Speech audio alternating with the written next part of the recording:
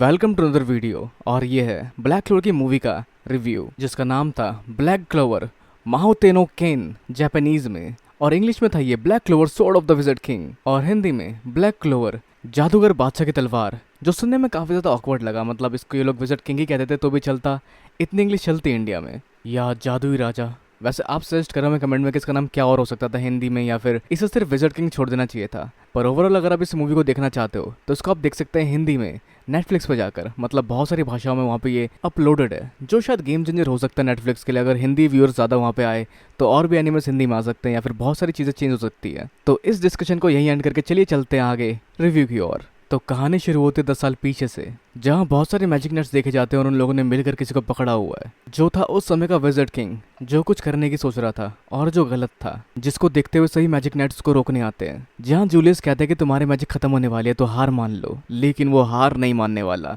जहाँ उसे गले में लटके चाबियों के छल्ले से अलग तरह का गेट खुलते और उनसे निकलती है मैजिकल पावर, जो इन सब की पावरों को काउंटर करना शुरू कर देती है। और साथ ही उसके पास होती है एक तलवार, और वो तलवार होती है इम्पेरियल स्वॉर्ड एलिस डोकिया। और साथ ही उस समय का विज़र्ड किंग इन सबको डोमिनेट कर रहा होता है, जिससे इन सब का लड़ना साथ मिलकर भी काफी मुश्किल हो जाता है। पर जहाँ ये विज़र्ड किंग बात कर रहा है कि एक ऐसी दुनिया बनाएगा जहाँ सभी मिलकर रह सकेंगे, कोई भेदभाव नहीं होगा, सब साथ मिलकर हंसी खुशी रह पाएंगे। और सही बात है, ऐसी दुनिया बनाने में गलती क्या है, ये लोग उसको रोक क्यों रहे हैं, जो शायद हम आगे पता चलेगा। पर जहाँ पर सभी मिलकर इसको रोकना शुरू करते हैं और इसकी पावर से काफी ज्यादा डोमिनेट हो रहे होते हैं, जहाँ जूलियस कहते हैं कि तुम्हारी इस दुनिया का कोई भविष्य नहीं है, इसलिए हम तुम्हें रोकेंगे। और उस विज़र्ड किंग को अपने टाइम बाइंडिंग मैजिक में कैद करके उनके हाथ से वो तलवार लेकर बहुत सारे लेयर बनाते हैं अपने टाइम मैजिक से, और उनको सील कर देते अपने माथे बने उस मार्क के अंदर। पर जाते जाते वो कुछ ऐसा कहता है जो हमने कई बार सुना है कि मैं हार नहीं मानूंगा, कभी हार ना मानना, कभी हार ना मानना ही मेरा मैजिक है। तो इस सभी के साथ वहाँ मौजूद सभी लोगों ने साथ मिलकर हरा दिया ईवल विज़र्ड किंग को, जहाँ जूलियस उसके बाद बने नए विज़र्ड किंग। तो जिस सबको पूरे 10 साल बीत चुके होते हैं और हम बढ़ते हैं 10 साल बाद के क्लोवर किंगडम में, और जहाँ आज के दिन हो रहा होता है फेस्टिवल ऑफ मैजिक बैटल्स, जो हर 10 साल में एक बार होता है, जिसका नाम है द ट्रायम्फ। जहाँ होते हैं टूर्नामेंट दो लोगों के बीच में, जिसमें पार्टिसिपेट करते हैं स्ट्रॉन्गेस्ट मैजिक नाइट्स, और जो इसमें जीतता है वो काफी हद तक चुना जाता है विज़र्ड किंग के तौर पर। तो हम किसी और शख्स को भी देखते हैं जो मार्केट से एक मास्क खरीदता है और चादर ओढ़े जा रहा होता है इस ट्रायम्फ की ओर। तो ये एक यादगार मोमेंट है जिसमें सभी लोग यहाँ मौजूद होते हैं, और इस सबके साथ ये शुरू करते हैं इस कार्यक्रम को, जिसकी होस्ट बनी होती है मिमोसा और क्लॉज। पता नहीं क्यों, शायद इसलिए कि वो गोल्डन डाउन्स के मेंबर है। तो आगे इस टाइम के टूर्नामेंट को शुरू करने के लिए सामने आता है यूनो, जिसकी कई सारी फैंस भी यहाँ देखी जाती है। पर आज तक इसमें पार्टिसिपेट नहीं कर सकता क्योंकि उनका पूरा स्क्वाड ही डीमन ट्रायल के वजह से भी बाहर है इस टूर्नामेंट से, जिससे थोड़ा सा उदास जरूर होगा वो। पर कोई और शख्स यहाँ पे मार्क्स धारण करे आता है, जो होता है द मार्क्स्ड वन, जिसको विज़र्ड किंग देख के पहचान लेते हैं कि कौन है ये, जो वैसा भी बच्चे वाले रूप में और भीड़ का हिस्सा बने हुए हैं। तो एक सेकंड के लिए हम स्टोरी से हटके आगे बढ़ते हैं, जहाँ पर अगर हम इसको स्टोरी में फिट करने की कोशिश करें तो ये वो वाला समय होगा जब ये लोग ट्रेनिंग कर रहे होंगे डीमन से लड़ने के लिए, क्योंकि ये गेटअप सारे नए हैं। पर डीमंस को हराने के बाद से थोड़ा पहले का ही रहेगा ये, क्योंकि उस समय कई सारे नए और स्पेल देखे गए जो इन लोगों ने इस्तेमाल किए थे, जो इसमें नहीं देखे जाएंगे। इसलिए तो अब बढ़ते आगे दोबारा कहानी पर, जहाँ पर सामने आता है वो मास्क्ड वन मैन, जिस पर हमला करता है यूनो, और जिसके वार को ये अपने तलवार से काउंटर कर देता है। और ये आस्था के अलावा और हो ही कौन सकता है। तो वैसे शुरू होने वाला है, जिस बीच कुछ और लोग देखे जाते हैं इस कोलिसियम के चारों ओर, और जिनमें से एक इस्तेमाल करता है बैरियर मैजिक बूडू शैनग्रीला, जिससे इस कोलिसियम के आसपास एक शील्ड बन जाती है जो ढक लेती है इस पूरे कोलिसियम को, जिससे लोग इससे बाहर नहीं जा सकते। तो सामने आता है फॉरेन विज़र्ड किंग, जिसके हाथ में होती हुई तलवार, जिसकी शक्तियों से पूरे कोलिसियम के अलग अलग हिस्सों में से रोशनी निकलना शुरू हो जाती है। जिससे हुआ ये कि लोगों के अंदर से उनका थोड़ा थोड़ा माना अब्जॉर्व होना शुरू हो गया। पर जिनके पास माना थोड़ा कम था उनके लिए थोड़ा ज़्यादा हो गया, जैसे अभी जूलियस जिस करंट स्टेट में, उनके लिए भी थोड़ा ज़्यादा हो गया था। तो वो सील से तब बाहर निकले जब वो मार्क गायब हुआ, जिस समय उनको लिस्ट ने हराया था, जिसके बाद ये आज़ाद हो पाया, और उसके बाद इसने पूरी प्लानिंग की और दोबारा यहाँ अपना वो इरादा पूरा करने आया, और जिस सपने के लिए ये ओवरथ्रो कर देगा क्लोवर किंगडम को, जिसके साथ आए हैं कुछ और पुराने फॉर्मर विज़र्ड किंग्स जिनके पास है उन सबकी कमाल कमाल की शक्तियाँ, जिसमें से एक शक्ति को हम देख पाते हैं जिनके पास होते हैं उनके कई सारे प्यादे जो टपकते हैं ऊपर आसमान से, और उसके बाद चारों तरफ फैल जाते हैं और उनका आकार भी बड़ा हो जाता है, जिसके साथ ही वो वहाँ मौजूद लोगों पे हमला करने वाले होते हैं। लेकिन तभी हम मार्क्समैन पहुँचता है उन्हें बचाने के लिए, जो होता है आस्था और तलवार से उनके उस स्पेल या डॉल को काउंटर करना शुरू कर देता है और लगातार सबको हरा रहा होता है। तो वहीं कुछ और टीम भी होती है जो लोगों को वहाँ से बाहर निकलने में मदद कर रही है, लेकिन बाहर बना हुआ बैरियर इनके मैजिक से नहीं खुलता, और आस्था फिर निकालता डीमन ड्वेलर स्वॉर्ड, जिसके साथ भी लगा होता है इनको हराने में, और तभी उसकी मदद करने पहुंचता है यूनो। और आगे इस फाइट में उसे एक प्यादा मारने वाला होता है, लेकिन जिसके अगेंस्ट नोएल उसको बचाती है अपने सी ड्रैगन रॉड मैजिक से। तो दोनों का टीम अब यहाँ फॉर्म होता है और दोनों लगे होते हैं हराने में, और उनकी संख्या यहाँ कम होने का नाम नहीं लेती, जो बढ़ती चली जाती है और बढ़ती चली जाती है, जिसमें से एक पिरामिड बना के आस्था को घेर भी लेते हैं, जिन सबको भी समहाउ आस्था काउंटर कर लेता है। तो जूलियस जिनके आगे खड़ा था वो फॉर्मर विजिट किंग, वो देख पाते हैं बाकी 3 लोगों को, और ये तीनों भी एक टाइम पे विजिट किंग हुआ करते थे। तो जो जज कर रहे होते हैं आस्था को कि ये ठीक कैसे है, अच्छा इससे माना ऑब्जर्व हो ही नहीं, क्योंकि इसका कोई माना थी ही नहीं, हम किसी बिना मैजिक वाले से हार रहे हैं। तो वैसे इन सबको इसने जिंदा किया इंपीरियल स्वॉर्ड की शक्तियों से, और जिंदा होते ही इनका उद्देश्य भी सेम इसकी तरह हो गया। तो अब क्योंकि ये लोग बुरे हैं तो आस्था ने हराएगा, तो उनमें से एक बंदा अपनी शक्ति का इस्तेमाल करता है उसके अगेंस्ट, लेकिन जिसको आस्था में तलवार से काउंटर कर देता है, और तभी समझ पाता है कि मैजिक न्यूट्रलाइज भी कर सकता है। तो वैसे ये मार्क्स भी सामने आता है जो जूलियस को बचाने की कोशिश करता है, और उस बीच वो हद चढ़ जाता है कॉनरैड के। तो वहीं दूसरा विजिट किंग बार करता है आस्था के ऊपर, जिससे वो पीछे की तरफ गिरने वाला होता है, लेकिन उसको बचाती है चार्मी, और साथ ही बाकी लोग भी यहाँ मौजूद होते हैं जो होते हैं ब्लैक वुल्स के लक, मागना और पूरा स्क्वाड, और साथ में यूनो भी यहाँ देखा जाता है जो कि लड़ रहा होता है इनसे। तो इन सभी की संग मिली हुई जंग आगे कंटिन्यू होती है, और साथ ही कॉनरैड देखता है बिना मैजिक वाले बंदे को लड़ते हुए, जहाँ इसका मतलब ये है कि एक बंदा जिसका मैजिक नहीं हो मैजिक नाइट स्क्वाड में, जिसका मतलब स्टैंडर्ड कितना नीचे गिर चुका है क्लोवर किंगडम का, जिससे काफी तक डिनाई करते हैं विजिट किंग, क्योंकि तभी वहाँ दिखाई देते हैं कैप्टन यामी, जो अपने मैजिक से शोर मचाते हुए दहाड़ते हुए एंट्री मारते हैं, और साथ में बाकी के मैजिक नाइट कैप्टन्स को भी यहाँ देखा जाता है, जिसमें से काइजर पहचानता है कॉनरैड को। और इस सब के अलावा जूलियस को बचा लिया कैप्टन यामी ने, जो बिजी थे और थोड़ा लेट हो गए क्योंकि वो बिजी थे 2 नंबर करने में। तो जहाँ वो काफी खतरनाक है, जिस बारे में आस्था कहता है, पर ये सच है, इसको कंफर्म करते हैं विजिट किंग, और लाने की बात करते हैं मैजिक टूल जो कि डेवलप कर रही थी नैरो रिसर्च लैब ब्रांच 0 से। तो जैक अपनी हमें जाना नहीं चाहते और वो भेजने की बात करते हैं आस्था को, लेकिन इसी बीच दोबारा हमला करता है वो आइस वाला शख्स जो काफी सारे वार करता है इनके ऊपर, पर उसका सामना करने जाता है कैप्टन यामी, और जिस बीच नोएल घसीटते हुए ले जाती है आस्था को और फिनल के साथ उस लैब की ओर। तो जहाँ इनमें से एक विजिट किंग काफी तक इम्प्रेस होता है इस पेटल मैजिक को देखकर, जो शायद पहले नहीं हुआ करती होगी, और उनकी तरफ बढ़ने वाला होता है, लेकिन उसको रोकते हैं यूनो, और साथ में ड्रिल, और साथ ही बर्फीले मैजिक को यूज करने वाले को रोकते हैं कैप्टन यामी और लिल ब्रोगलियन, जिसके साथ ही वो यूज करता है एक नए स्पेल का। तो इंपीरियल स्वॉर्ड काफी सारे मैजिक को ऑब्जर्व कर सकता है, और इसमें ऑब्जर्व किए मैजिक को कैसे भी इस्तेमाल कर सकते हैं वो, जिसके इस्तेमाल से हो सकता है कि पूरे किंगडम को भी वो डिस्ट्रॉय कर सके इस इंपीरियल स्वॉर्ड के इस्तेमाल से। और साथ ही जितने लोग मौजूद थे इस स्टेडियम में, उन सबकी शक्तियां भी ऑब्जर्व कर चुका ये तलवार। जहाँ कॉनरैड अपने कुछ और शक्तियों को इस्तेमाल भी करने जा रहा होता है, लेकिन तभी यहाँ आते हैं फिंगलियन और नोजल सिल्वा, जिनके हमलों को देखते हुए उसको अपने हमले रोकने पड़ते हैं, जिन्हें आने में टाइम लगा, जो यहाँ से बाहर निकलने में लोगों की रक्षा कर रहे थे अब तक। तो कॉनरैड को तो पहले भी इन्होंने काउंटर किया था और हराया था या फिर सील किया था, पर बाकी के लोग कौन है, जिनमें से एक बंदी सोल्जर छोड़ रही है, जिसके बारे में जर्नल में लिखा हुआ फिंगलियन के दादाजी के, जिससे काफ़ी ज़्यादा इंस्पायर्ड हुई थी सिस गिलियन। तो जिसका मतलब ये सभी पहले के विजिट किंग है, जो सच में काफ़ी पावरफुल होते हैं, जिन सबको सभी लोग साथ में काउंटर भी कर रहे होते हैं, या ये उन सभी लोगों को काउंटर कर रहे होते हैं। जहाँ कैप्टन यामी इनका ऑटोग्राफ भी चाहते हैं, पर इन्हें इनको हराना ही पड़ेगा। और साथ ही डोरेथी भी यहाँ पर है जो जगी हुई है, तो वो भी यहाँ पे लड़ने आई हुई थी, और साथ में अरिल भी दिखता है, लेकिन इस सबको एंड करने की बारी आ चुकी होती है, जो शुरू करता है कॉनरैड इस तलवार को स्टेडियम की ज़मीन पर गाड़ कर। तो कई साल पहले कॉनरैड ने इस स्टेडियम को कुछ बनाया था, जो शायद एक हथियार था जो आगे काम आने वाला था, जिसको एक्टिव कर सकने से पहले इन लोगों ने उसको रोक दिया था। पर इस बार ऐसा नहीं होगा, और इस बार ये एक्टिव होता है, जिसके साथ कई सारे लेयर और निकलते ज़मीन के अंदर से, और ये पूरा स्टेडियम हवा में उड़ना शुरू हो जाता है और हवा में ठहर जाता है जाके, जिसके अंदर से एक लंबा सा किला जैसा निकलता है, और उनमें से एक विजिट किंग बैरियर मैजिक से इस पूरी जगह को ढक देता है। तो अब यहाँ से बाहर निकलने का कोई तरीका नहीं है, और अब ये लोग इससे हार सकते हैं। पर वहीं आस्था पहुंचता है स्लैब के पास, जिसके बाहर का गेट खोलने के लिए कोड वर्ड लिखना पड़ता है, जो लिखता है अपने माना से फिनड्रिल, जिसके बाद ये गेट खुल जाता है, जिनका स्वागत करती है अंदर मिली मैक्सवेल। तो अब इन्हें आगे जाना होता है, जिस जगह के लिए इन्हें गाइड करती है नैरो, और जो इनोवेशन इन्होंने की है उसमें काफी तक सैली का बहुत बड़ा हाथ है। तो अब आगे लोग जाते हो स्लैब की ओर, जिससे पहले फिनड्रिल पूछता है क्या तुम जानती हो कॉनरैड लेटो के बारे में, जो वो पूछता है नैरो से, जो कि 500 सालों से यहाँ पर है। तो बताती है उसके बारे में। कॉनरैड लेटो जो कि 27वां विजिट किंग था, तो विजिट किंग बनने से पहले वो था एक मैजिक नाइट कैप्टन, जो वैसे उस समय भी काफी फेमस था, जिसका ट्रैक रिकॉर्ड भी काफी बढ़िया था, और लोग भी उससे प्यार करते थे, और जिस सबको देखते हुए उसे चुना गया विजिट किंग के तौर पर फिर वो बदल गया, और उसने सोचा क्लोवर किंगडम को डिस्ट्रॉय करने का, जिसके लिए इस्तेमाल करने जा रहा है फर्स्ट विजिट किंग का मैजिकल आइटम इंपीरियल स्वॉर्ड एल्स डोसिया। तो जहाँ उसकी हिस्ट्री सबसे छुपाई रखी गई, और बताया गया कि वो किसी बीमारी की वजह से मारा गया था, जिसको देखते हुए जूलियस के पास कोई और चारा नहीं था, और उसने अपने टाइम मैजिक में उसको सील कर दिया। तो वैसे कौन से मैजिक एट्रीब्यूट का इस्तेमाल करता है वो?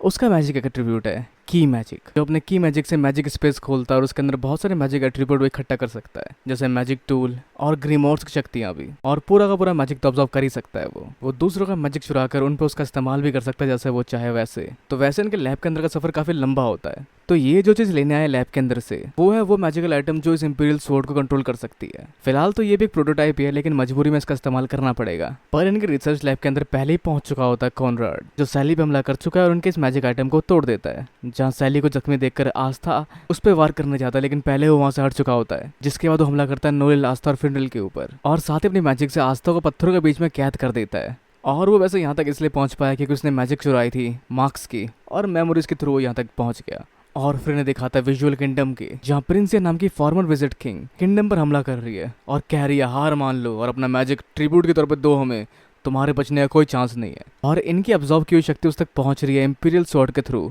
जिसका मतलब उसके पास माना की कोई लिमिट ही नहीं है। और किंगडम की मेन जगह इन लोगों ने सीज कर रखी है, जहां वो बना सकते हैं हजारों लाखों सोल्जर्स जो लगे पड़े अपने काम करने में। और उसके अलावा स्टेडियम में मौजूद बाकी कैप्टन्स को इन लोगों ने हरा दिया है, जिसमें से नोलेल नोजल को देखकर चिंता जाहिर करती है और उसे पता चलता है कि ये नोजल की बहन है। जिसके बाद वो उसके भाई की बुराई मारता है, जिसको सुनते हुए इस्तेमाल करती है सी ड्रैगन रॉर मैजिक का, जिसको काउंटर करते हुए कुछ वार करता है नोलेल के ऊपर, जिससे नोलेल हार जाती है और उसके बेलों की जकड़ में आ जाती है। जिसके बाद वो नोलेल की पूरी ग्रीमोर चुरा लेता है, जैसा होते हुए महसूस कर रही होती है, जिसको देख के आस्था आद बबूला होता है और उस चट्टान को तोड़ के बाहर निकलता है ताकि वो वापस ले सके नोएल की शक्तियां। पर वो इस्तेमाल करता है उसके सी ड्रैगन रॉर शक्तियों का, पर जिसके अगेंस्ट आस्था इस्तेमाल करता है अपने डीमन फॉर्म का और उसके इस मैजिक को न्यूट्रलाइज करके आगे लड़ना शुरू करता है उससे। जिसके अगेंस्ट कॉनराड कुछ और शक्ति का इस्तेमाल करता है, लेकिन आस्था उन सभी शक्तियों को नलीफाई करके उसका पीछा कर रहा होता है। और फिर हम आगे देख पाते हैं आस्था का डीमन डिवाइडर स्वॉर्ड, जिससे वो बच जाता है। पर आस्था के रास्ते में बहुत सारे ऑब्स्टेकल छोड़ देता है, लेकिन आस्था उन सबसे बचता हुआ उसका पीछा कर रहा होता है। पर वो भी इन ऑब्स्टेकल्स को अलग अलग क्रिएटिविटी के साथ आस्था पे दोबारा रिलॉन्च करता है, जहां आस्था उसको भी काउंटर कर रहा होता है, लेकिन आखिर में आस्था को नीचे गिराकर उसके ऊपर इस्तेमाल करता है कुछ कर्ज का, और आस्था उसको भी अपने डीमन डिस्ट्रॉयर स्वॉर्ड से नलीफाई कर देता है। जहां कॉनराड उसकी शक्ति को समझ पाता है और काफी तक उसे फील होता है कि आस्था और वो बिल्कुल सेम पाथ पे चल रहे हैं। तो फर्स्ट विजिट किंग यानी कि लुमीर की जो तलवार है वो काफी तक कंपैटिबल है इसके की मैजिक जैसी, क्योंकि ये तलवार बनाई गई थी ताकि हर जनरेशन के ग्रेट मेजेस और हीरोज की कमाल की शक्तियों को फ्यूचर जनरेशन तक ले जाया जा सके। जहां इस तलवार के अंदर सभी विजिट किंग की मैजिक और विजडम और साथ ही उनकी आत्मा का हिस्सा स्टोर होता है। तो इसमें भी होता है ऑब्जर्वर स्टोर, और उन सभी मैजिक को इकट्ठे एक साथ अनलीश भी किया जा सकता है। और अगर हम सभी विजिट किंग की कोर शक्तियों को, मतलब फ्लेम, अर्थ, वाटर और विंड मैजिक को, और सभी बाकी मैजिक कंपाउंड जिनको मैंने चुराया है, और जिससे बने गैरागेंटम कंपाउंड मैजिक, और हमारा गोल यही है कि उसको बनाकर धरती के अंदर भेज दिया जाए, जिसके बाद एक ऐसा धमाका होगा जिससे कोई नहीं बचेगा, सब मारे जाएंगे। पर घबराने की जरूरत नहीं है, ये इंपीरियल स्वॉर्ड कुछ डिपार्टेड सोल को संभाल के रख सकता है, और जिस पे हम ध्यान देंगे और चुनेंगे कुछ चुनिंदा लोग जो कि सही मायने में दोबारा जिंदा किए जाने लायक होंगे। और वो आस्था की बात भी करता है कि तुम्हारे पास भी कोई मैजिक नहीं है,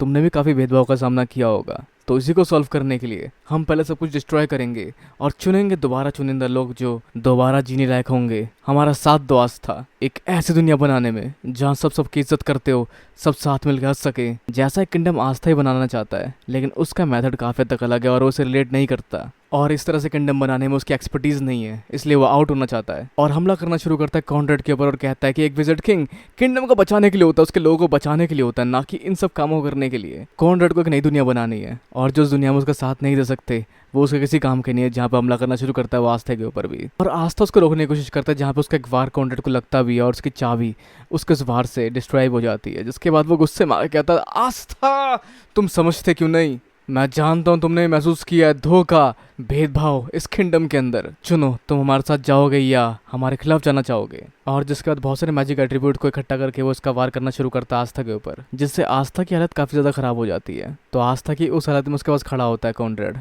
जहाँ पर वो कहता है तुम हार चुके हो। जहाँ आस्था कहता है मैं हार नहीं मानूंगा, कभी हार ना मानना मेरा मैजिक है। जिसको सुन के कॉनराड को काफी हद तक अपनी याद आती है, और वैसे आस्था को वहां से गायब करके फिनरल अपने पास ले आता अपने मैजिक के इस्तेमाल से। और तभी यूनो भी वहां आता है, पर उसकी शक्तियां कॉनराड के आगे इतनी कुछ खास लगती नहीं है, जिसको रोकने के लिए सैली और मिली मैजिक पोर्शन पी के उसको कुछ थ्रेड मैजिक जैसे मैजिक में कैद कर लेती है, जो नैरो के लिए एक चांस क्रिएट करने के लिए था, जहां उसने इस्तेमाल किया सीलिंग मैजिक इटर्नल प्रिज्म, जिसमें उसने डीमन को कैद किया था। लेकिन ये बिल्कुल काम नहीं आता उसके की मैजिक के अगेंस्ट, जहाँ कुछ समय में ही उसको तोड़कर बाहर निकलने वाला होता है, जिसको देखते हुए यूनो बाकी लोगों को लेकर वहां से रिट्रीट करता है। तो आगे इनका प्रोसीजर जिसमें सारे मैजिक जुड़ जाएंगे और पूरा किंगडम डिस्ट्रॉय हो जाएगा, अभी अपने 20% पर है, जो सही बात कर रहे हैं एक ऐसे किंगडम के बारे में जिसमें कोई भी ऊपर कोई भी नीचे नहीं होगा, कोई किसी को दबाएगा नहीं, ना ही कोई दबेगा किसी से, सब बराबर होंगे। तो अभी ने बस ढूंढने वेन वाली जगह जहाँ से शक्तियाँ या फिर वो तबाही वाली शक्तियाँ हर जगह भेजी जा सके। जो निकलता है हेज विलेज के पास वाला वो कंकाल, जो उस डीमन का जिसको फर्स्ट विजिट किंग ने हराया था। वैसे उस कंकाल के पास के पास्ट को याद करता है कॉनरेड,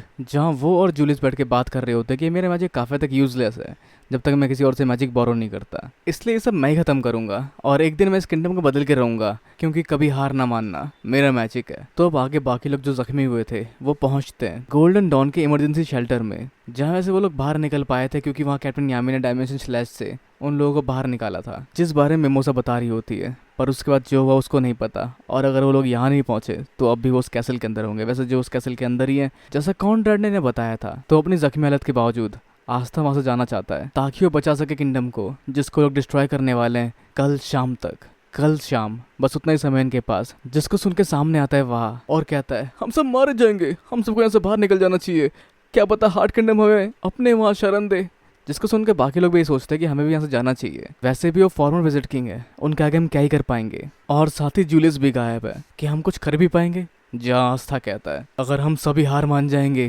तो कौन बचाएगा इस किंगडम को, हम सब मैजिक नाइट है और हमारा काम है ये, हम सब शांति से और हंसी खुशी रह पाए, यही तो काम होता है विजिट किंग और मैजिक नाइट स्क्वाड्स का। और हमारे मैजिक नाइट बनने से पहले जब हम बच्चे होंगे या हम पैदा भी नहीं हुए होंगे तब भी उन लोगों ने हमारी रक्षा की होगी और हमारे परिवारों को कई बार बचाया होगा विजिट किंग ने, और इसमें कहीं ना कहीं सभी का एफर्ट होगा।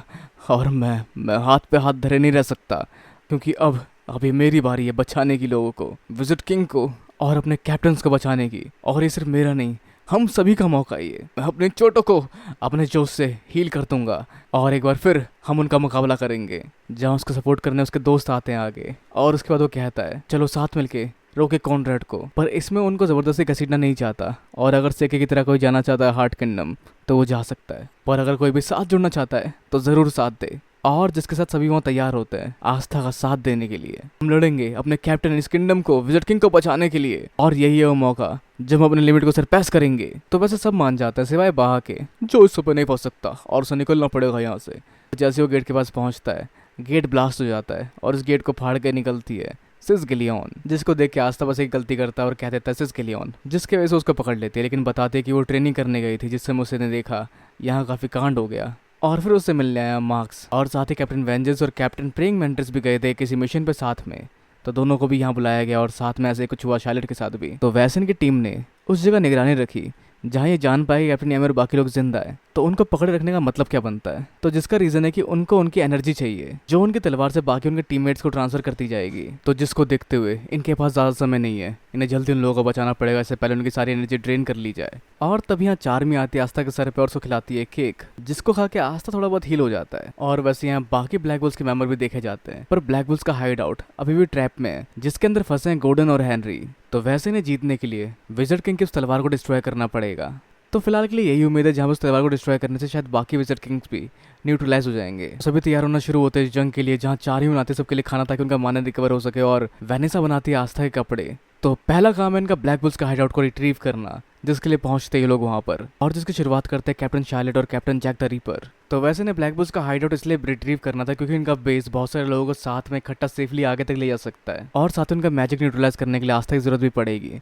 और जहाँ हम देख पाते हैं आस्था को अपनी तलवार से इस बैरियर को काटते हुए, और सभी पहुंचते ब्लैक बुल्स के हाइडआउट के अंदर, जहाँ हेनरी तैयार होता है सबके माना के साथ इस मिशन को अंजाम देने के लिए, और चार ही बनाते सबके लिए खाना ताकि सब दोबारा अपना माना रिकवर कर सके। और इतने सारे माना के साथ हेनरी अब तैयार होता है ब्लैक बुल्स को दौड़ाने के लिए नहीं, उड़ाने के लिए, जहाँ ये बनता है flying style of the black bulls, जिसके बाहर प्रेइंग मेंटिस और कैप्टन शार्लेट लड़ रहे होते हैं, मतलब आपस में नहीं उन प्यादों से, लेकिन उन प्यादों की संख्या कहीं ज्यादा होती है जो पकड़ लेते हैं जहाज को और इसको उड़ने से रोकने की कोशिश करते हैं, जिनकी काट छाट शुरू करता है प्रेइंग मेंटिस और कैप्टन शार्लेट के हम कई सारे और वार देख पाते हैं जो कि उनको हवा में उड़ा देते हैं। पर उसके बावजूद उनकी संख्या बिल्कुल कम नहीं होती और वो और बड़ी चुनौती बन के सामने खड़े होते हैं, जिसको रोकने के लिए आगे बढ़ते हैं जैक द रीपर और कैप्टन शार्लेट, और साथ ही कैप्टन वेंजेंस, जो इन सभी के बीच अपने जड़े फैलाकर रास्ता देते हैं इन लोगों का वहां से निकलने का। 3 कैप्टन्स को वहीं रुकना पड़ा, पर बाकी की फौज आगे बढ़ती है जो मंजिल के लिए पहुंचने वाले हैं, लेकिन सिस गिलियन उनके लिए कोई स्पीच नहीं देने वाली। ये काम वो सौंपती है आस्था को, और वो कहता है चलो सबकी वाट लगा दें और दोबारा हासिल कर ले अपना क्लोवर किंगडम। तो इन सब लोगों को यहाँ बढ़ता देखकर वो भी फैसला करते हैं जंग में जाने की, जिसके साथ इनके बेस के बाहर का शील्ड और बड़ा हो जाता है। और जिसके साथ सामने आता है एक विजिट किंग जो अपने लेजर वाले हमलों का इस्तेमाल करता है इनके ऊपर, पर उसके बारों का भी मुंह तोड़ जवाब है इनके पास, जो है हेनरी के कैनन, जिसमें सभी लोग अपनी अपनी पावर को जोड़कर डालते हैं ताकि वो एक ब्लास्ट के तौर पर जाए और उसको लगे, जो गोचे के लार्ज रिफ्लेक्ट रेफरेंट के साथ आगे बढ़ते हैं, जिससे दोबारा एक और छेद मिल जाता है इस क्रिस्टल से आगे निकलने का। और जिससे आगे निकलते ही इन्हें दिखता है कि मैजिक के साथ प्रकट हुए 2 और विजिट किंग, जिससे बचाने के लिए फिनल इस्तेमाल करता है स्पेटल मैजिक का। पर इसके बावजूद भी वो इस बैरियर को पार नहीं कर सकते, जिसके लिए इन्हें जरूरत पड़ेगी अब आस्था की शक्तियों की, जो अपने डीमन फॉर्म में आके ब्लैक डिवाइडर की शक्ति को बढ़ाते हुए उससे वार करने जाता है इस बैरियर के ऊपर। तो जिसको रोकने के लिए 2 विजिट किंग वहाँ आ जाते हैं, जो फंस जाता है जोरा के ट्रैप में, लेकिन वो ट्रैप उनके लिए कोई मायने नहीं रखता, जिसके अगेंस्ट एटर्नल प्रिज्म का इस्तेमाल करती है नैरो, और अपने फॉलन एंजल बिंगविड के साथ फिंडल उन्हें कहीं और टेलीपोर्ट कर देता है। और ये होता है चांस इस बैरियर को काटने का आस्था के लिए। लेकिन एक और विजिट किंग वहाँ आता है जो सीधा उसकी तलवार पर लैंड होता है अपने कुछ वारों के साथ, जिससे पूरा बेस और उसकी तलवार नीचे झुक जाती है, जिसको ठीक करते स्पेटल मैजिक से पहुंच के मैरिलियोना वर्मिलियन। तो सिस गिलोन ने ये जहाज तो सीधा कर दिया है, लेकिन ये अभी भी हार नहीं मानता, जो आगे बढ़ता है अपने मैजिक के साथ आस्था वार करने के लिए, लेकिन जिसको रोकता है फिर तो उस सबसे वो एक किनारे तो हो जाता है, लेकिन उसके बावजूद वो हारा बिल्कुल नहीं होता। पर उसके सामने होते हैं आस्था और अपनी शक्ति कंबाइन किए और पीछे से हेनरी भी जहाज की स्पीड बढ़ा देता है, जिसके साथ वो इस बैरियर को काटते हुए अंदर एंटर हो जाते हैं। पर सिर्फ वो दोनों एंटर हो पाता है जहाँ बाकी का जहाज बाहर ही रह जाता है। बस उस जहाज के आगे कुछ हिस्से गए थे जो बैरियर के बंद होते दोबारा कट जाते हैं। तो अंदर एंटर होते उन्हें दिखता है कॉनरेड, जो कि उस स्कल के ऊपर खड़ा होता है। पर वहीं जेस्टर हमला कर देता है इन लोगों के ऊपर, जिसको रोकता है पर उस सबका प्रेशर भी काफी ज्यादा होता है। तो अब जहाँ पे आस्था को भेजता है कॉनरेड के पास और खुद लड़ने का फैसला करता है जेस्टर से, जिसके साथ सामने आता है का स्प्रिट डाई फॉर्म। तो बाकी के विजिट किंग जहाँ जहाँ पहुंचे होते हैं और उनके पास भेजे जाते हैं टीम्स, जैसे एडवर्ड के पास जाते हैं सारे ब्लैक बुल्स के मेंबर, और बाकी लोग ऑर्डर देके जाते हैं गिलियन को तुम लोग खाओ और शक्तियाँ बढ़ाओ और साथ में पार कर लो उस बैरियर को, जहाँ पर वो लोग लगे होते हैं अपनी शक्ति हेनरी को पास ऑन करने में, और हेनरी उससे बैरियर तोड़ने की कोशिश करता रहता है और खुद पहुंचती है प्रिंस के पास एक धमाकेदार एंट्री के साथ, और उनका वॉर क्राई होता है अगर तुम मरना नहीं चाहते तो तब तक लड़ो जब तक तुम मर नहीं जाते। पर प्रिंस काफी हल्के में ले रही होती है गिलियन को और सोचते कोई ट्रिक वगैरह लेकर आई होगी मेरे से लड़ने के लिए, लेकिन ये दहाड़ती शेर नहीं है जो फेस टू फेस बिना डर के किसी से भी भिड़ जाती है, जिसके अगेंस्ट प्रिंस यूज करती है ल्यूजन मैजिक एंडलेस डोमिनेशन, जिससे बहुत सारे सोल्जर खड़े हो जाते हैं, लेकिन उन सभी को वो अपने मुक्कों के वार से हरा देती है और कहती है थोड़ा सीरियस हो जाओ, ऐसे हल्के फुल्के वार से मुझे कुछ नहीं होने वाला। तो वैसे वहाँ भी लगा होता है लड़ने में, जो अपने कई सारे वार करता है रैंडमली अलग अलग जगह पे, जिससे वो बच जाता है और आगे एक वार कर देता है के ऊपर, जिससे वो स्टेडियम तोड़ते हुए नीचे बेसमेंट में चला जाता है, जहाँ उसको लेकर नहीं आया, ये इसको लेकर आया जैसा ये मानता है, क्योंकि इसके वार काफी कमाल के जो उससे बच नहीं पाएगा। पर का कहना होता है कि तुम्हें सच में लगता है कि तुम हम सबको हरा सकते हो। वैसे इसका हमसे क्या मतलब था, तो हमसे मतलब था बाकी के मैजिक नाइट्स, जो सभी कैप्टन्स है जिनको बचाने के लिए उसने वो रैंडम वार किए थे, ताकि उससे उनकी हथकड़ियाँ वगैरह कट जाए। और साथ ही आगे वार आते हैं नोजल सिल्वा और फिंग लियोन के, पर उनके वार से बच के वो बाहर आता है और कहता है कि इन्हें जिंदा इसलिए रखा था ताकि ये लोग इस महल को पावर दे सके, और इनके पास जो पावर बची वो काफी कम है, तो उनके साथ मिलकर भी तुम मुझे बिल्कुल नहीं हरा सकते। तो तुम अपने लिमिट सरपास कैसे करोगे, तुम इतनी जल्दी पावरफुल बन भी नहीं सकते। पर जिस पे कहता है तुम एक विजिट किंग और तुम्हें ये भी नहीं पता, जिससे गुस्से में आके वो कई सारे वार करना शुरू कर देने के ऊपर। लेकिन हम बढ़ते हैं इसके बाद बाकी फाइट की और, जिसमें मागना बरस पड़ा होता है एडवर्ड नाम के विजिट किंग के ऊपर, जिसको वो काउंटर करने की कोशिश करता है, लेकिन उसके वार दोबारा उसी की तरफ जाते हैं जोरा के स्पेल से। और वैसे लक भी लड़ रहा होता है रॉक के साथ मिलकर, जिससे उसके वार उसको जो दिखते हैं वो होते नहीं है। और साथ में नोलल और नैरो साथ मिलकर अपने अपने स्पेल से उसको फंसाने की कोशिश करते हैं लावा के अंदर, लेकिन वो उसको भी जमा देता है और एक दो बार और आता है जिन सबको भी वो जमा देता है काफी आसानी से। तो वैसे वो काफी पावरफुल है इन सभी के लिए भी, पर इनको उसको रोकना तब तक जब तक आस्था अपने काम को अंजाम नहीं देता और डीमन स्लेयर तलवार से उन पे वार नहीं करता। वैसे एडवर्ड यहाँ काफी सही बंदा है जो इनको मार नहीं रहा, क्योंकि वो जानता है कि ये इम्प्योर तो बिल्कुल नहीं है, तो इन्हें ये मारना नहीं चाहता, तो वापस हो जाओ और हम अपना काम करने दो। पर अगर ये पीछे हटे तो ये पूरा किंगडम डिस्ट्रॉय हो जाएगा, जिसकी वजह से बिल्कुल नहीं रोक सकते और साथ मिलके लड़ना शुरू करते हैं, जिनके अगेंस्ट यूज होता है ice batch magic world and church, जिसके साथ ही ये उल्टीम वॉल्केनो वाला रीजन जो कि वॉल्केनो से भरा हुआ था पूरी तरह से इसके माना जोन से बर्फीला बन जाता है, जिसकी वजह से ये लोग यहाँ सांस तक नहीं ले सकते और हर एक चीज़ जो यहाँ मौजूद थी जम जाती और पीछे आता है एक चर्च। और एडवर्ड ने कहता है कि तुम लोगों को भी दबाया गया है समाज के द्वारा, तो तुम लोग हमारे इस काम के आड़े क्यों आ रहे हो। जहाँ बाकी लोग कहते हैं हमें अंडर एस्टिमेट मत करो, हर कोई जीने की भरसक कोशिश कर रहा है, जो बिल्कुल आसान नहीं है, लेकिन वो हार बिल्कुल नहीं मानते और जिस वजह से तुम्हें कोई हक नहीं है इन सभी की जान लेने की। जिस सबको सुनकर एडवर्ड अपने पास्ट को याद करता है, जहाँ शायद वो मारा गया होगा या फिर उसने बहुत धोखे देखे होंगे। पर उसके साथ ही इन लोगों का खड़ा होना तक मुश्किल हो जाता है और सामने आता है एडवर्ड का एक तगड़ा स्पेल जिससे एक बहुत बड़ा सा कोई क्रीचर सामने आता है। और साथ ही प्रिंसी और सिसगिलियन की फाइट काफी धमाकेदार जारी होती है, जहां पर लगता है कि उन्होंने हरा दिया सिसगिलियन को, लेकिन सिसगिलियन की फाइट की सिर्फ शुरुआत थी, जहां उनकी आग की लपटें सब जला देती है, लेकिन एक और जोश भर देती है इस फाइट के अंदर, जहां प्रिंसी अपनी बहुत सारी शक्तियों का और इस्तेमाल करती है जिसका इस्तेमाल उसने अब तक नहीं किया। और वहीं जेस्टर के अगेंस्ट फाइट में यूनो काफी मुश्किल का सामना करना पड़ रहा है, जहां सभी साथ मिलकर उससे लड़ रहे हैं। जहां कैप्टन थोड़े से जख्मी जरूर हुए हैं, लेकिन उसके बाद भी वो हौसला देता है यूनो को, हमारी चिंता मत करो, हमें पता है तुम स्ट्रांग हो, तो कर दिखाओ। और जिसके बाद सभी कैप्टन मिलकर वार करते जेस्टर पे ताकि वो थोड़ा सा ध्यान भटका सके उसका। और तभी इस मोमेंट पे जब वो सब काउंटर हो जाते जेस्टर से, सामने आता है यूनो अपनी शक्तियों के साथ, जो उसके बैरियर मैजिक को काटते हुए आगे बढ़ रहा होता है। लेकिन उसके बावजूद यहाँ कुछ और शक्तियां जेस्टर के पास, जो इस समय रिवील करता है वो अपने आप को थोड़ा कमजोर पड़ते देखकर। अब वैसे आस्था बढ़ता है कॉन्ड्रेड की, और जिसका स्वागत करता है कॉन्ड्रेड काफी सारी शक्तियों के साथ, जहां उसके की मैजिक से कई सारे मैजिक एट्रीब्यूट हमला करते हैं आस्था के ऊपर, लेकिन आस्था उन सभी को काउंटर करते हुए आगे बढ़ता है। पर इससे पहले आस्था उसकी तरफ पहुंचे, वो लगा चुका था उस तलवार को उस कंकाल के सर पर, जिससे आसपास की जगह तबाह होना शुरू हो जाती है। और ये तबाही धीरे धीरे आगे बढ़ रही होती है, जहाँ कॉन्ड्रेड कहता है अब इसे कोई नहीं रोक सकता, लेकिन आस्था उसे रोकने के लिए तैयार है। और दोनों चिल्लाते हैं कभी हार ना मानना, मेरा मैजिक है। और अगर कमाल की फाइट की बात करें तो काफी तगड़ी फाइट चल रही होती है सिसगिलियन और प्रिंसिया की, जहाँ लगता है कि सिसगिलियन हार चुके, लेकिन वो खड़ी होती है अपने पैरों पर, अपनी शक्तियां बढ़ाती है ताकि उनके साथ उनका मजाक न उड़ा सके कि वो इतनी आसानी से हार गई। और उनकी ताकत देखने लायक होती है, जिससे वो बढ़ती है आगे प्रिंसिया की ओर, जहाँ उनका ये फॉर्म पूरे लावा की तरह बना होता है, जहाँ वो खुद एक आग बन चुकी होती है, जिससे वो प्रिंसेस से बराबरी का सामना करती है। और कई सारे वार काफी बड़े तरीके से देखे जाते हैं इसमें, जिससे वो एक किनारे कर देती है प्रिंसिया को, लेकिन प्रिंसिया भी इतनी जल्दी हार नहीं मानने वाली। और सामने आते एक बड़े से प्यादे के साथ सारे छोटे छोटे प्यादों को जोड़कर, और आगे हम देखते हैं बड़ा सा स्पेल जेस्टर का, जिससे वो हमला करता है यूनो की ओर, लेकिन यूनो उसको रोक के आगे बढ़ रहा होता है। जहाँ यूनो से कहता है कि तुम गलत हो, लेकिन वो कहता है हम दोनों ही सही है, हम दोनों ही अपने अपने बिलीव के लिए लड़ रहे हैं, अपने यकीन के चलते ही हम दोनों अपनी तरह की दुनिया बनाना चाहते हैं। तो ये फाइट ना तो सही की है ना गलत की, जैसा कहते हुए कैप्टन हम इस्तेमाल करते हैं बाकी कैप्टन की शक्तियां, और साथ में करते हैं कॉम्बो स्पेल, जिसके साथ जेस्टर का ये स्पेल कट जाता है और साथ में आगे बढ़ता है यूनो, जिसके हमले के बाद जेस्टर इस्तेमाल करता है अपने इस बैरियर का, जो सारी एनर्जी अब्जॉर्ब कर लेता है वो खुद में, और फिर नई स्पेल का इस्तेमाल करने जा रहा होता है। तो वहीं आस्था और कॉन्ड्रेड की लड़ाई में कई सारी शक्तियों का सामना करना पड़ता है आस्था को, जो कि कॉन्ड्रेड के इन गेटों से निकल रही होती है, जहाँ उसे कॉन्ड्रेड कहता है आस्था हमारे साथ मिल जाओ, साथ मिलकर नई दुनिया बनाते हैं। जहाँ आस्था कहता है मैं यहाँ विजिट किंग बनना चाहता हूँ, पर इस दुनिया में विजिट किंग बनने का कोई मतलब नहीं है। जहाँ शायद कॉन्ड्रेड ने अपने किसी साथी को खो दिया था किसी भेदभाव के चलते, पर यहाँ दोनों लगे होते एक दूसरे को हराने में, जहाँ कोई रास्ता नहीं है आस्था के पास इसको हराने का, क्योंकि रास्ते में इतने सारे स्पेल है कि वो पहुंच ही नहीं पाएगा उस तलवार तक अपनी एंटी मैजिक सोर्ड के साथ। और आखिरी बार कहता है आस्था हमारे साथ आ जाओ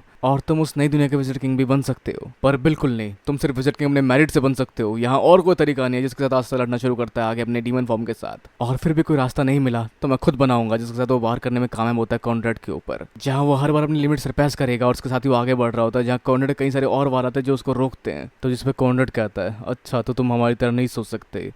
तुम कुछ और चाहते हो और तुम्हारा रास्ता हमारा रास्ता काफ़ी अलग है, तो मेरे पास कोई और चारा नहीं है। जहाँ उस पर जमा किए हुए सारे मैजिक एट्रीब्यूट्स को इकट्ठा करता है अपनी बॉडी पे, उसको अप्लाई करके एक नया फॉर्म अचीव करता है, जिसके साथ ही दोनों फेस टू फेस लड़ना शुरू करते हैं। पर आस्था को सब जल्दी खत्म करना पड़ेगा, क्योंकि वहाँ एडवर्ड लगा पड़ा है लगातार अपनी शक्तियाँ बढ़ाकर इन लोगों के ऊपर हमला करने में, जहाँ वो लोग मिलकर भी उसका सामना करने में नाकामयाब हो रहे हैं, क्योंकि उसकी शक्तियाँ पहले से और बढ़ी जा रही है। तो वहीं कॉन्ड्रेड और आस्था की लड़ाई में कॉन्ड्रेड की शक्तियाँ थोड़ी सी ओवरपावर करना शुरू कर देती है आस्था को, और आखिर में आस्था के सारे वारों के बावजूद वो उसको डोमिनेट कर लेता है और अपनी तलवार उसकी छाती से आर पार कर देता है। जिस पर कॉन्ड्रेड कहता है तुम विजिट किंग बनके कुछ नहीं कर पाओगे, अब तक कोई नहीं कर पाया, फर्स्ट विजिट किंग से लेकर अब तक का कोई भी विजिट किंग इस देश में कोई बदलाव नहीं ला पाया, यहाँ तक कि जूलियस को भी हारना पड़ा एल्फो के हाथों, जिसके बाद क्लोवर किंगडम की ऐसी तैसी हो गई, वो नहीं बचा पाए, वो कुछ नहीं बचा पाए। विजिट किंग यूजलेस होते हैं, लेकिन आस्था को ऐसा नहीं लगता, क्योंकि जूलियस ने अपनी जान गंवाई लोगों को बचाने के लिए, और पहले विजिट किंग ने भी ऐसा ही किया, एक बार नहीं, ऐसा उन्होंने दूसरी बार किया, 100-200 साल के इंतजार के बाद भी इस किंगडम के लिए लगे रहे। और तभी उसके अंदर से हम देख पाते हैं उसके डीमन को, जो कहता है मैं तुम्हारी मदद करूंगा, बदले में उसका हिसाब बाद में करेंगे। जहां आस्था कॉन्ड्रेड को कहता है कि तुम भी तो विजिट किंग थे, लोगों ने तुम्हें भी एक्नॉलेज किया होगा, क्यों? विजिट किंग लोगों को इंस्पायर करते हैं, उनकी मदद करते हैं, वो यूजलेस बिल्कुल नहीं होते। पर आस्था तुम इस किंगडम को बिल्कुल नहीं समझते, यहाँ भेदभाव और ऐसी बहुत सारी चीजें लोगों के सपनों को मार देती है, जिसे मिटाने के लिए सब कुछ दोबारा शुरू से शुरू करना पड़ेगा। पर आस्था से बिल्कुल नहीं मानता, क्योंकि सब अपनी अपनी जगह पे मेहनत कर रहे होते हैं। पर उसकी बात है कॉन्ड्रेड भी नहीं मानता, जहाँ दोनों अपनी अपनी शक्तियों के साथ टकराते हैं, जहाँ कॉन्ड्रेड काफी हद तक आस्था को डोमिनेट कर रहा होता है, लेकिन आस्था भी अपने सपने को पूरा करने के लिए हार नहीं सकता कॉन्ड्रेड से, और दोबारा खड़ा होकर उसका सामना करना शुरू करता है, जहाँ अपनी तलवार वो उसकी किताब में डाल देता है, जिसकी वजह से उसके चुराए हुए स्पेल अंडू हो जाते हैं, जिसके वजह से नोएल के ग्रीमोर की शक्ति वापस उसके पास लौट जाती है और वो अपने वल्कारी आर्मर फॉर्म का इस्तेमाल करती है, जहां उसका साथ देता है मिरर ब्रिगेड स्पेल से गोचे, जहां उसके अगेंस्ट एडवर्ड भी अपने वार करता है, लेकिन साथ मिलकर बाकी ब्लैक उसके स्क्वाड अपने अपने मैजिक को जोड़कर और मागना गोल्डन के स्पेल के साथ साथ आता है उनके लक का स्पेल, और साथ में उनके मैजिक एट्रीब्यूट के जोड़ तोड़ से वो लोग हरा देते हैं एडवर्ड को। और जहां आस्था कॉर्नेट की शक्तियों का सामना करते हुए उस शक्ति को काउंटर करते हुए तेजी से बढ़ता उस तलवार की ओर, जिससे तलवार उस खोपड़ी से निकल जाती है बाहर, और जिस सबके साथ वो बढ़ता डिस्ट्रैक्शन रुक जाता है। और साथ ही बाकी विजिट किंग्स भी वहां से जाना शुरू कर देते हैं, जो तारीफ करते हैं नोलिल, यूनो और बाकी कैप्टन्स की, और साथ में सिस गिलियन की, जिन्होंने कमाल का मुकाबला दिया इन्हें। पर कॉनरेड फिर भी हार नहीं मानता और एक फॉरवर्डन मैजिक का इस्तेमाल करता है, जिसके बदले वो अपनी जिंदगी गिरवी रख देता है, और जिससे खुलता है डूम गेट और ऊपर से एक बड़ा सा मीटियोर गिरना शुरू हो जाता है, जहां कॉनरेड हार नहीं मानेगा पर आस्था भी हार नहीं मानेगा, जहां उसकी शक्ति और बढ़ती है और हम देख पाते हैं उसके डीमन फॉर्म को। और साथ ही वहां पहुंचते कैप्टन यामी, जो देते उन्हें वो तलवार, जिसके साथ ही बहुत सारे स्पेशल मैजिक के डोर खुल जाते हैं, जिसमें से सभी लोग अपने अपने एनर्जी आस्था को ट्रांसफर कर रहे होते हैं, जो उस तलवार में स्टोर होने शुरू हो जाती है, जिसमें हर कोई शामिल होता है, हर एक कैप्टन, और यहाँ तक कि नाहत भी अपनी शक्तियां देता है। वैसे उसके बारे में आप फ्यूचर में जानोगे। और जिसके साथ ही एक तरफ हम देख पाते हैं आस्था के एंटी मैजिक स्वॉर्ड की शक्तियां, और दूसरी तरफ क्लोवर किंगडम के हर एक मैजिक नाइट की शक्तियां, जिसके साथ अपने लिमिट सरपास करने के लिए आस्था आगे बढ़ता है, और सामने आता है उसका डीमन डिवाइडर स्वॉर्ड, और साथ में इंपीरियल स्वॉर्ड का साइज भी बढ़ जाता है, जिसके साथ ही वो इस मीटियोर को लिए ऊपर की तरफ बढ़ता है, जिसको रोकने की कोशिश करता है कॉनरेड, लेकिन आस्था भी हार मानने को बिल्कुल तैयार नहीं होता। जहां दोनों के अलग अलग आइडियल्स हैं, जिनमें से एक इस दुनिया को डिस्ट्रॉय करके दोबारा क्रिएट करना चाहता है, तो दूसरा इसको बचाना चाहता है। वो बचाना चाहता है उन सभी लोगों को जो दबाए गए समाज के द्वारा, जो शायद उसकी मरी हुई साथी होती है, पर वही आस्था चाहता है अपने इन साथियों को बचाना जो कि उसके लिए भी जिंदा है। पर आस्था के हिसाब से भले तुम एक पीजेंट हो या कुछ भी हो, कोई फर्क नहीं पड़ता, तुम उसके बावजूद सबसे पावरफुल बन सकते हो, और बन सकते हो विजिट किंग, जहां पर आस्था ने तलवार की शक्तियों से इस मीटर को काटते हुए डिस्ट्रॉय कर देता है, जिससे कॉनरेड भी हार जाता है और उसकी आत्मा उसके शरीर से बाहर चली जाती है। जहां वो देख पाता है कि आस्था शायद कर लेगा, आस्था अपने सपने पूरे कर सकता है, विजिट किंग बन के सबको बराबरी में ला सकता है। और साथ ही उसके बाकी विजिट किंग्स भी काफी तक इस सबसे सेटिस्फाइड होते हैं और सब यहाँ से गायब हो जाते हैं। साथ ही इंपीरियल स्वॉर्ड टूट जाती है। तो जंग खत्म होने के बाद हम जान पाते हैं कॉनरेड के बारे में, जो बिल्कुल आस्था की तरह हुआ करता था, मतलब एक दयालु शख्स, पर कुछ रॉयलिस्ट की वजह से वो और उसकी बीवी को काफी कुछ सहना पड़ा, और अपनी वाइफ की मौत के बाद वो काफी बदल गया। तो विजिट किंग आस्था का शुक्रिया अदा करते हैं उसको रोकने को लेकर, लेकिन आस्था चिंतित है कि वो इंपीरियल स्वॉर्ड का इस्तेमाल कैसे कर पाया, क्योंकि जब वो टकराया था उससे अपने एंटी मैजिक स्वॉर्ड से, तो उसकी शक्ति खत्म हो गई थी। तो ऐसा वो इसलिए कर पाया क्योंकि उसे शक्ति मिली थी अब तक के सही विजिट किंग्स की, जो थी मिराकुलस पावर। और वो आस्था से पूछते हैं क्यों आस्था, तुम्हें लगता है ना विजिट किंग कमाल के होते हैं? और वो कहता है हाँ, और एक दिन मैं भी उतना कमाल का बन के दिखाऊंगा। तो जिसके बाद एट द एंड ट्रायम्फ में ये लोग लड़ नहीं पाए थे, तो यूनो और आस्था एक दूसरे का सामना करना शुरू करते हैं, ये देखने के लिए कि कौन बेहतर और कौन बनेगा विजिट किंग। पर इसी के साथ ही मूवी एंड होती है। तो ये था पूरा रिव्यू जो काफ़ी ज़्यादा लंबा बन गया, और शायद ही कोई यहाँ तक देखे, पर ओवरऑल अगर आपने देखा है तो बहुत बहुत धन्यवाद आपका। तो देखते हैं आगे कि क्या इसका रियल एडेप्टेशन एनीमे के अंदर होता है या नहीं। तो मिलते हैं आप लोगों से दोबारा किसी नई वीडियो के साथ, तब तक के लिए इस वीडियो को लाइक, शेयर और सब्सक्राइब करना भी बिल्कुल ना भूलें। तब तक के लिए मिलते हैं अगली वीडियो में। Sayonara and have a nice day.